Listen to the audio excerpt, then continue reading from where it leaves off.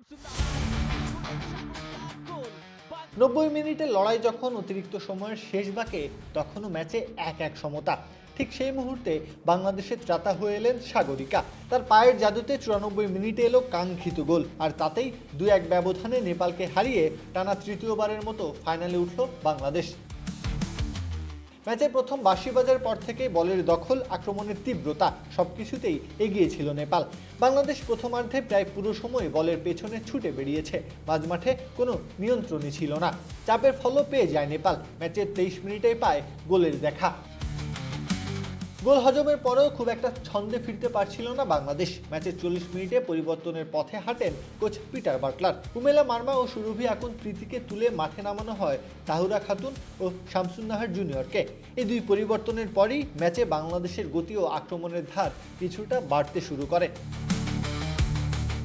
যখন মনে হচ্ছিল প্রথমার্ধটা হতাশাতেই শেষ হবে, তখন আলো ছড়ালেন ঋতুপর্ণা চাকমা। পুরো ম্যাচে খুব বেশি বলের সংস্পর্শে না এলেও যোগ করার সময় দেখালেন কি করতে পারেন তিনি। কর্নার থেকে সরাসরি বল জালে জড়িয়ে করে ফেললেন অবিশ্বাস্য এক অলিম্পিক গোল। মুহূর্তেই বদলে গেল ম্যাচের আবহ, বদলে গেল বাংলাদেশের আত্মবিশ্বাস। 1-1 সমতা নিয়ে বিরতিতে যাওয়া বাংলাদেশ দ্বিতীয়ার্ধে অনেক বেশি আত্মবিশ্বাসী ফুটবল খেলতে শুরু করে।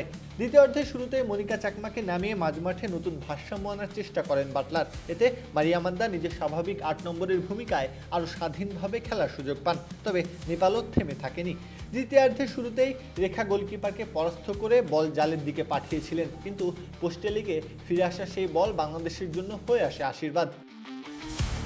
এর আগে প্রথমার্ধেও প্রীতি রয়ের শক্তিশালী শট গোলবারে লেগে ফিরে আসে। পুরো ম্যাচে পরিষ্কার সুযোগের বিচারে এগিয়েই ছিল নেপাল, কিন্তু একের পর এক সুযোগ নষ্ট করার খেসারত দিতে হয়েছে তাদের। এরপর পাল্টাপাল্টি আক্রমণে জমে ওঠে ম্যাচের 78 মিনিটে বাংলাদেশের সামনে আসে সোনালী সুযোগ।